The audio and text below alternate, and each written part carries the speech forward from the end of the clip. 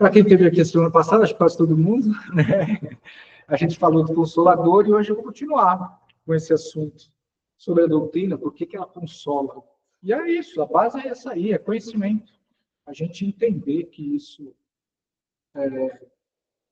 consola, que isso nos deixa tranquilos, né, sobre o assunto. Eu falei a semana passada sobre a lei do progresso e lei de ação e reação. Falei de outras coisas também, mas queria só salientar um pouco isso. Lei de ação e reação é a gente entender que tudo que a gente faz retorna, tanto para o bem quanto para o mal. Tudo que a gente faz pelo outro retorna para nós. E isso também é libertador. Mas se a minha vida então está ruim, é porque você plantou alguma coisa lá atrás que não foi legal. Se a minha vida está boa, exatamente, a sua plantação foi boa. E o que eu faço? Continue plantando. Esse é o segredo. E cada vez com sementes mais produtivas, né? Mas a sua semeadura tem que ser a melhor para você colher frutos bons lá na frente. Eu dei vários exemplos de coisas que a gente entende na doutrina espírita e que nos liberta, nos consola. Continuar com alguns exemplos. Muita gente fala, Jesus pagou os meus pecados na cruz. Então está tudo liberado. Se tivesse, não teria preocupação em não pecar mais, né? Não, é livre-arbítrio, ação e reação. Plantio e colheita. Continua desse jeito. Que Jesus, isso você acha no Evangelho segundo o Espiritismo, né? Ele veio deixar um exemplo de como a gente pode fazer e agir para chegar a Deus mais rápido. Esse é o caminho que ele fala. Não é? Ninguém vai ao Pai senão por mim, não quer dizer só por Jesus, mas quer dizer sobre o exemplo que ele deixou. Senão, os budistas, os protestantes, não, protestante é cristão também, mas tem o budista, tem o muçulmano, tem outros que não seriam filhos de Deus também? Toda certeza são. Cada um com o seu degrau de evolução, cada um com a sua religião, com o seu grau evolutivo para que aquela religião faça sentido para você. Mas a doutrina espírita é para quem quer saber um pouco mais, para quem quer aprofundar um pouco mais, para quem quer se libertar de controle. Né? Religião não é para controlar, mas infelizmente é muito usada para isso. A doutrina espírita não quer controlar ninguém. Quer que você controle a você mesmo. Né? E o que faz você se controlar? Conhecimento. E atitude. As duas asas, né? O conhecimento e a prática. Nosso conhecimento moral também, não só intelectual. Então, Jesus veio nos dar o exemplo e o caminho para chegar a Deus. E esse exemplo se resume em uma palavra.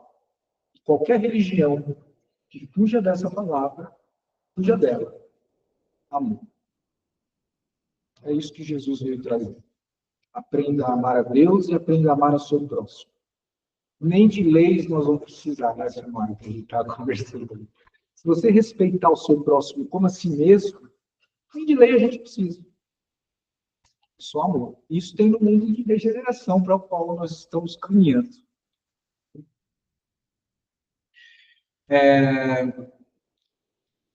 Evolucionismo ou criacionismo? A doutrina espírita é evolucionista. Porém, ela acredita que tudo foi criação divina. Ela só acredita que isso vem através de uma evolução de tempos, de anos e tudo mais. E não que Deus vem e faz o homem, ponto, aqui. Não, ele criou leis, regras, e planetas, e evoluções, e degraus. E que se a gente falar, puxa, o criacionismo faz mais sentido, o evolucionismo faz mais sentido, a gente vai voltando, tá, mas e o criacionismo? Deus não... tudo que a gente for perguntando, tá, mas isso veio da onde? Tá, mas isso veio da onde? Vai acabar em Deus. Então, evolução faz parte. Nós estamos aqui para evoluir. Então, nós não poderíamos acreditar que não seja o evolucionismo a maneira que isso acontece. Né? Mas Deus está envolvido na criação de tudo. De tudo. Então, nós somos evolucionistas, mas acreditamos em Deus criador. E que continua o seu processo de criação. Mas que respeitamos uma evolução. Né? Então, quando a gente fala de mundos, que a gente vem vindo, são 8 tipos de mundos diferentes, vem de uma evolução. Desde a bactéria, que vem se tornando vida, a água, isso a gente aprende na escola, né? Mas faz sentido. E os elos de ligação entre uma coisa e outra são feitas do lado espiritual. Por isso que a ciência não consegue achar o elo perdido, né? Do macaco para o homem. Porque essa parte é feita do lado de lá. Somos seres espirituais em experiência carnal. Somos todos espíritos em essência. Numa experiência rápida, preste atenção nisso. Para voltar ao plano espiritual, e se preciso for, reencarnar e crescer, evoluir, aprender. Né? E dentro disso, a gente volta a falar da questão da vibração, da frequência. O lado científico da doutrina espírita, para quem não sabe, são filosofia, ciência e amor, evangelho, né? As bases da doutrina espírita. O lado científico vem provando cada vez mais as teorias espíritas. E essa questão de vibração, que a ciência chama de frequência, que a gente falou da racional, é de mais importante a gente estar em frequências boas. Para a gente começar a se policiar para estar em frequências boas. Não é só, né? Uma das palestras passadas, não a da semana passada, mas eu falei sobre isso, esse trabalho que a gente tem para estar em boas frequências. Algumas ferramentas que a gente usa para isso. Tão importantes, que é orar e vigiar. Qual é a nossa conexão com Deus? Só às quartas-feiras?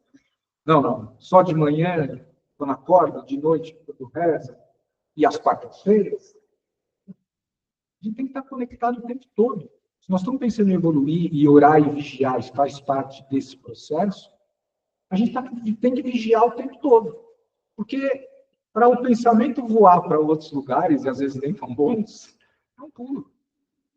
É uma frase, é uma palavra. É a reação de uma pessoa com a gente, deixando a gente menos tranquilo, nervoso, às vezes. A parte científica da doutrina vem evidenciando a espiritualidade. Né? Acho que muitos de vocês já devem ter escutado falar da lei da atração. Só você pensar nas coisas que as coisas acontecem. Não é mesmo?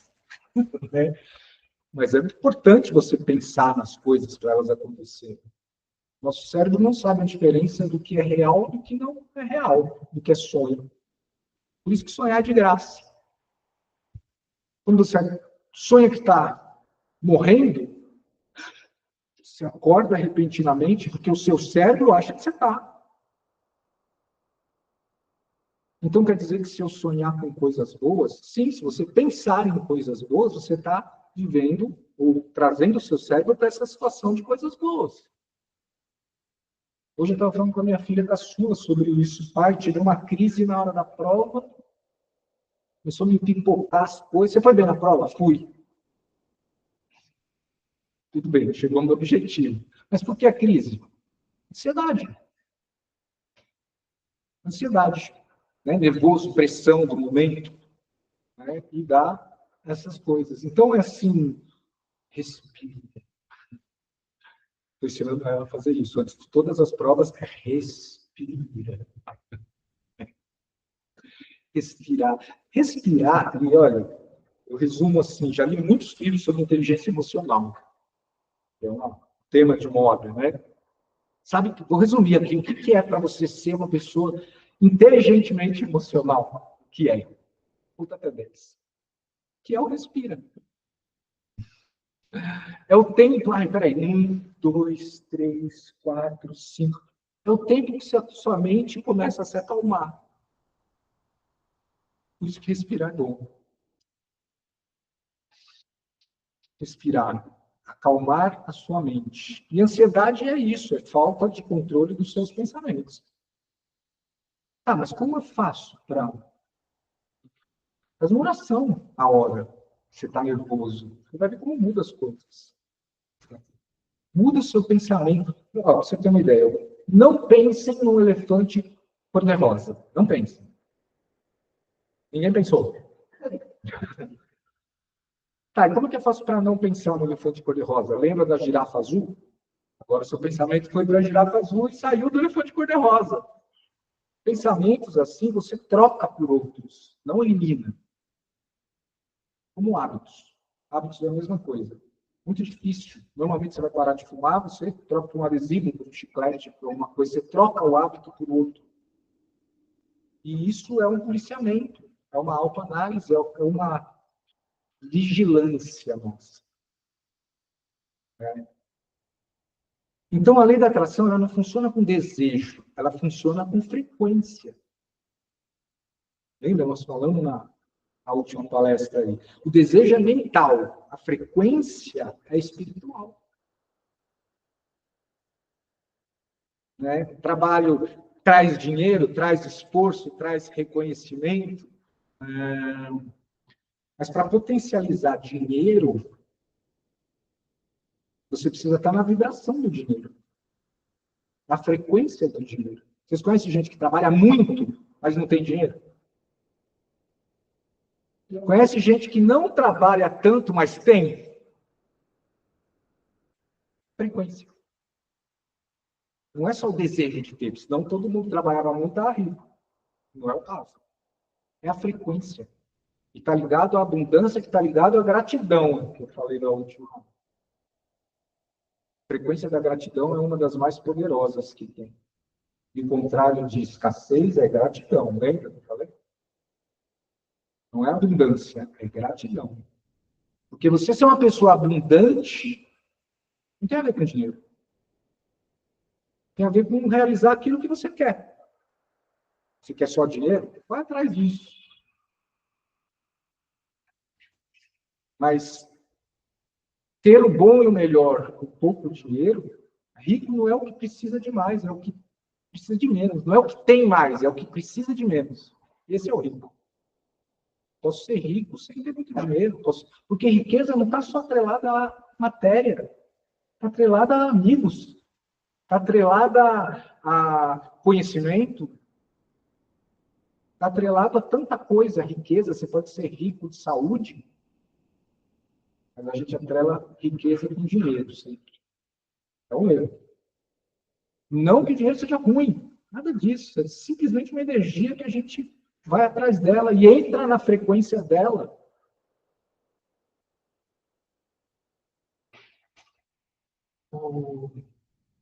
Outra coisa sobre a doutrina espírita consolando. A fé racional. Tão importante. Não saio acreditando em tudo que as pessoas dizem. Nem eu. Nem o que eu digo aqui. Não acreditem de bate-pronto. Vai procurar, vai entender. Faz sentido? Pega. Se não faz, vai entender melhor. Até para discordar das coisas, a gente tem que saber. Então, a fé racional. O que eu vou acreditar no inferno eterno? O que tem de racional nisso?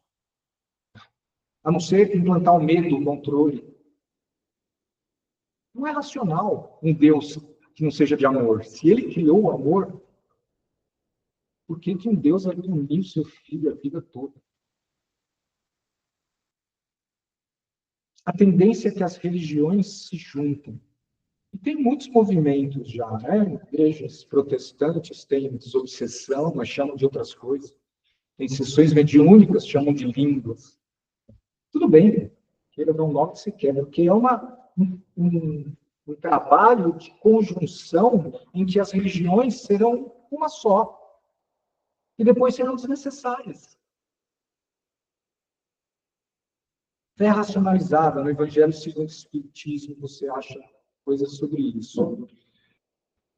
Tem coisa que é para racionalizar, tem coisa que é para sentir. Mas você entender a diferença, senão eu fico muito racional e ignoro todos os sentimentos. Isso não é bom também. Mas eu não posso acreditar em qualquer coisa que me diga. Tem muita literatura espírita boa, e tem muita literatura espírita ruim. Saber os bons autores, né, nos ajuda a ter mais conhecimento. Livros, não faltam. Essa prateleira aí está cheia de livros para emprestar. Tem para vender, mas tem para emprestar também. Pegue um livro. Comece a... mas eu não gosto de ler. Eu não gosto de ler. Audiobook. Tem, pode procurar que tem. Tem resumo de livro na internet. Até. Mas conhecimento é necessário para poder crescer. Outra coisa que a doutrina, não só a doutrina fala, mas eu quis salientar, porque está diretamente ligado à reforma interior, conhece-te a ti mesmo. Tem a ver com frequência também. Conhecer você mesmo. Como é que eu consigo me transformar? E já está na hora da gente começar a se transformar. Teoria é legal, mas prática é o caminho. Já viram alguém matar fome só olhando o cardápio? Tem sentido isso. Vai pegar só o cardápio, vai lá e começa a se alimentar das coisas. Né? Isso está muito ligado à forma como a gente escolhe olhar para o mundo. Como que você escolheu olhar para o mundo? Com raiva? Com ódio? Com culpa? Com ansiedade? Com medo? Como você olha para o seu mundo? Com tristeza? Mas tem dias que eu estou triste, tem dias... Não, essa oscilação é normal. A questão é quando você escolhe olhar para o mundo de uma forma invejosa, de uma forma com medo, de tudo. Preste atenção na pergunta e faça ela para você diariamente. Como eu estou olhando para o mundo? Porque isso determina como a sua vida está. Ou você olha o mundo com alegria, com bom humor, com otimismo, com coragem, com disciplina, né? Com motivação. Como você escolhe também, não é todo dia que a gente está bom. Né? Tem dias que a gente acorda e fala, meu Deus do céu, podia dormir mais 8 horas seguidas. Um dia, tá tudo bem. Todo dia que é ruim, né? Todo dia é ruim. E isso é escolha. A forma como você olha para o seu mundo, a escolha é sua. E você tem o livre-arbítrio para mudar isso a hora que fizer sentido para você. Isso tem que partir de uma decisão de cada um. Eu decido que vai ser diferente e começo a ver o mundo diferente. Né? Quais dessas formas você olha para o mundo que eu falei, que você se identifica? É uma questão de conhece-te a ti mesmo. De começar a olhar para dentro para se conhecer melhor. E isso é um segredo, Jesus também falou, Sócrates falou, Buda falou, todo mundo falou. Conhece-te a ti mesmo. E às vezes a gente não se conhece, não. Mas isso não é meu, isso é do meu pai, isso é da minha mãe. O meu nervoso no trânsito eu vi que era genético. Era do meu pai. Quando eu fui para Porto Seguro, ele mora lá. Porto Seguro, Bahia, terra onde o movimento é mais devagar, né? Naturalmente, sem preconceito, sem, né? Nada disso, mas eu já vi. Né? Onde tem trânsito de absolutamente 4 carros na sua frente, ele consegue levar o estresse que ele tinha aqui em São Paulo para lá.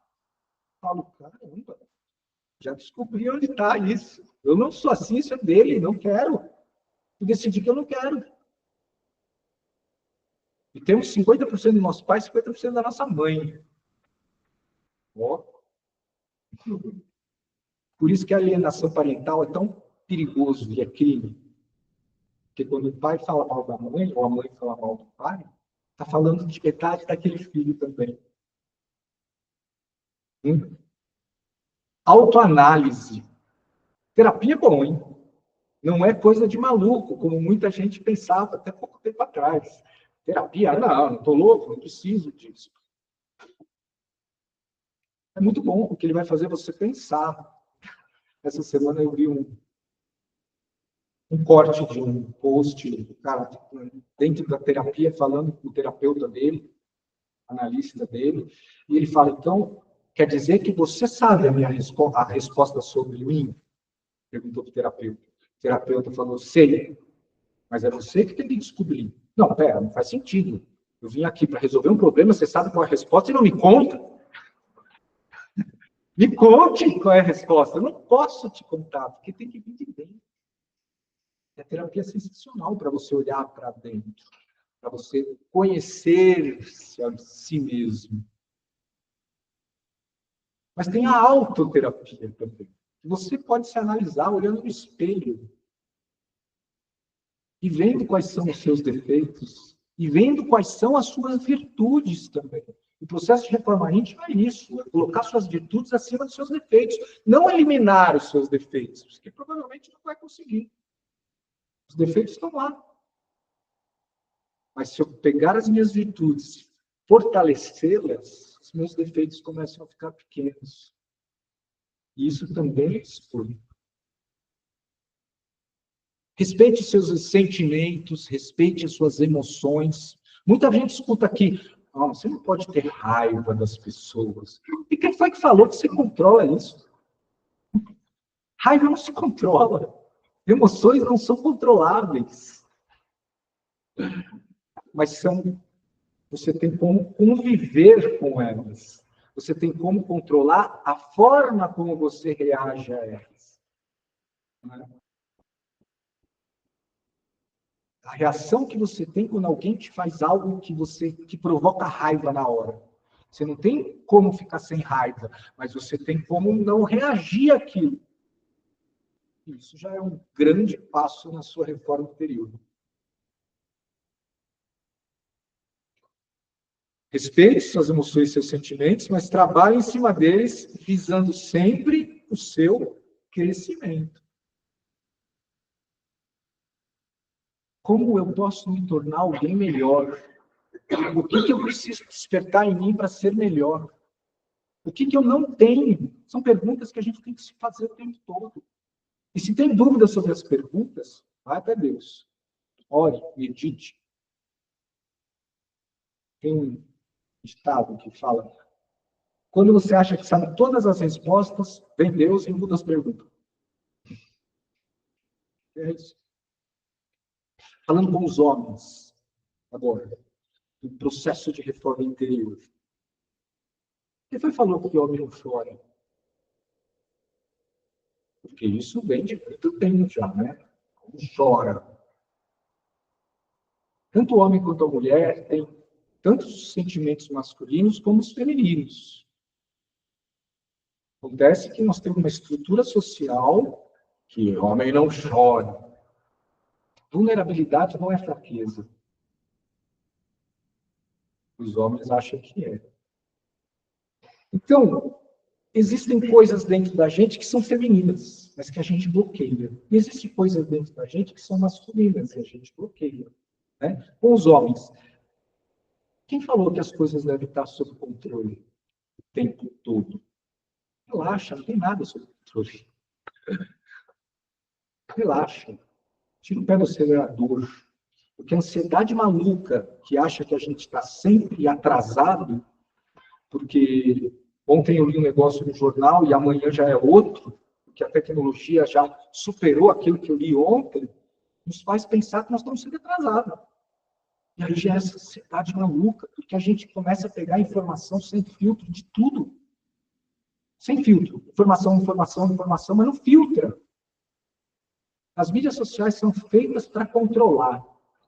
E pode ser seu maior amigo e seu pior inimigo. Quando você perde horas nela sem produtividade nenhuma. Quando ela pode ser amiga? Quando você escolhe o assunto que quer que ela te mande. Porque isso é permitido hoje. Ah, eu não aguento ler jornal porque tem tanta coisa lá que não me interessa, mas você pode ir no Google e selecionar o que te interessa e ele te manda informação só do que te interessa. Mas não, a gente fica ali. Né? Ou dando risada, ou olhando as coisas sangrentas que ele mostra para você. Porque se você começar a olhar uma, duas, três coisas sangrentas, ele vai te mandar de quilos. Quer ignorar um assunto? Passa reto ali. Ó. Você vai ver que o algoritmo lê isso em você. Se você pega o assunto e passa rápido, ele não te manda mais daquilo. Se você para, ele fala, olha, ele gosta, dá mais. É assim que funciona, para controle. Os donos das mídias sociais não permitem que seus filhos fiquem mais que 2 horas no celular. Eles sabem o mal que faz. Terrível, né? Mas é assim que funciona. A medição deles é quanto tempo eles estão presos no celular. Essa é a medição de sucesso e fracasso dentro de uma mídia social. Quanto tempo prende a pessoa lá dentro. Isso é o Mark Zuckerberg falando. Dono do Meta. Muitas obrigações dos nossos ancestrais que estavam equivocadas, a gente abraça. E a gente precisa começar a pensar com a própria cabeça. Ser sensível, homens, não afeta a sua masculinidade. Você pode ser uma pessoa sensível. Para as mulheres. Características femininas, não, ainda para os homens. Quais são as características femininas que o homem não gosta muito de olhar e que ele precisa olhar? Flexibilidade, acolhimento, cuidado, sensibilidade, prazer, prudência. São características femininas. E o homem também tem, mas evita. Isso é buscar crescimento, homens. É tentar fazer diferente. Fazer diferente, mas crescer. Tenho mais 2, 3. Mulheres. Quem falou que você tem que fazer tudo?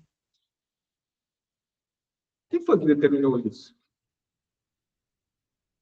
Eu falava, eu não ajudo a minha mulher. Eu não ajudo. Porque eu moro lá, estou fazendo a minha parte. Não é?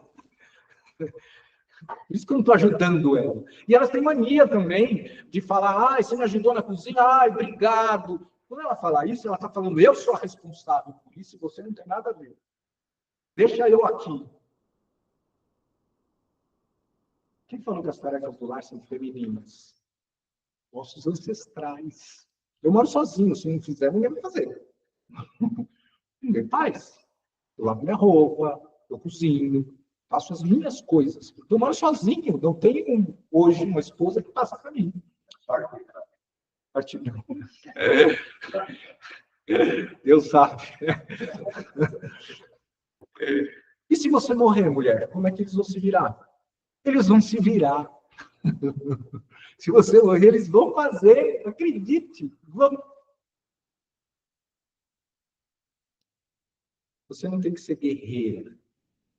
Para com essa coisa. Mulher guerreira. Guerreiro quer guerra. Queira paz.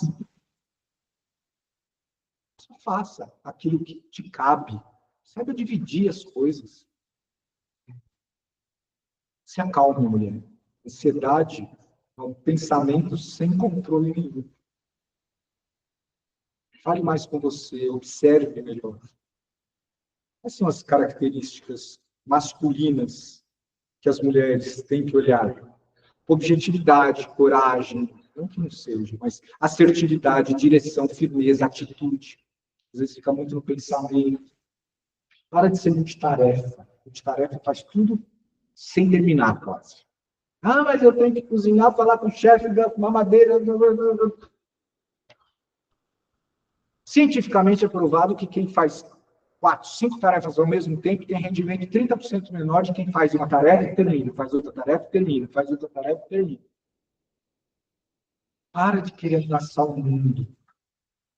Comece a entrar no seu processo de reforma interior, de mudança, de pensamento diferente, de olhar para o mundo de uma forma diferente. Compartilhe isso com seus maridos. E homens a mesma coisa. Os homens não sabem, vocês acham que eles sabem, mas eles não sabem. Fala para ele as coisas. Ele tem que saber, está comigo há 20 anos, não sabe. A caixinha do homem é única. Vocês abrem todas as caixinhas ao mesmo tempo e resolvem todas as coisas ao mesmo tempo. Acha que resolve. O homem abre uma de cada vez. Ele não vai entender quando você está falando com ele da cabeleireira, do trabalho e dos filhos ao mesmo tempo. Ele não vai entender. Entenda isso. É um assunto de cada vez para nós. Entendeu? É assim que nós funcionamos. Objetividade, coragem, começar a sentir a força feminina. Hoje a gente vê no mercado de trabalho mulheres assumindo, hoje a maioria, acho que os CEOs são femininos. São mulheres. Porque antes a mulher tinha que se masculinizar para chegar em patamares como esse. Ela tinha que ser o mais baixo da mesa, porque senão os homens nem deixavam ela subir. Mas com a maioria hoje sendo feminina, é permitido que elas cresçam usando as características femininas para isso, e não as masculinas. Vocês são fantásticos, mas nós também somos. A questão é juntar as coisas de uma forma saudável. Faz sentido? Ok, tem mais um item, tá? Vamos lá. Doenças psicossomáticas. A doutrina explica sobre isso.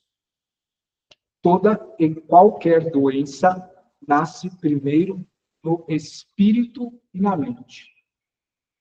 Toda e qualquer doença nasce primeiro no espírito e na mente.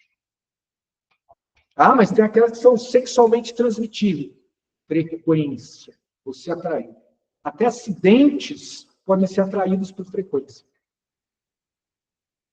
Desvios, troque o seu pensamento quando você pensar, onde será que está meu filho? Será que tem ladrão lá? Troque o seu pensamento imediatamente. Faça uma oração, mude elefante cor-de-rosa para girafa azul. Entendeu? Pare de se preocupar com esses tipos de pensamentos. As doenças, aí, uma rápida análise, né? Quando nasceu a medicina, lá em Hipócrates, em 370 anos antes de Cristo, ele disse: as doenças são resultado do meio em que você vive e da alimentação que você tem. Essa é a base da medicina para doenças. Depois de 120, 200 anos depois de Cristo, veio Galeno, que era um médico da era romana e que naquela época era proibido abrir os cadáveres para estudo.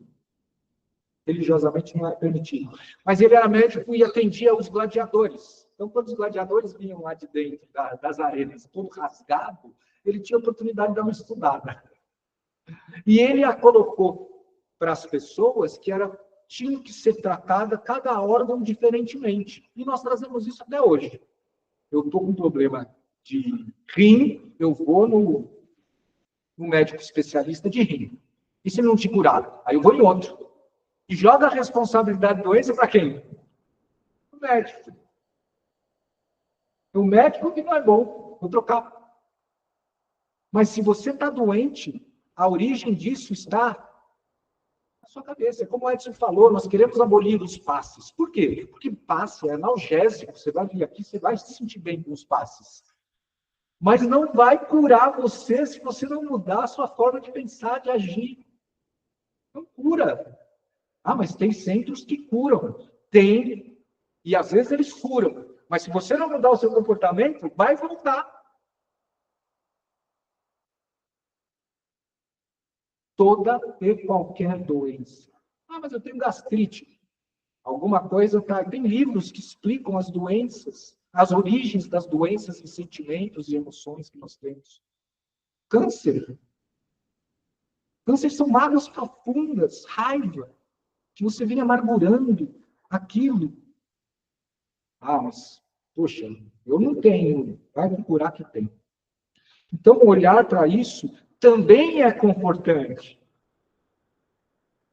Entender esses mecanismos nos consolam. E é isso que a gente tem que procurar.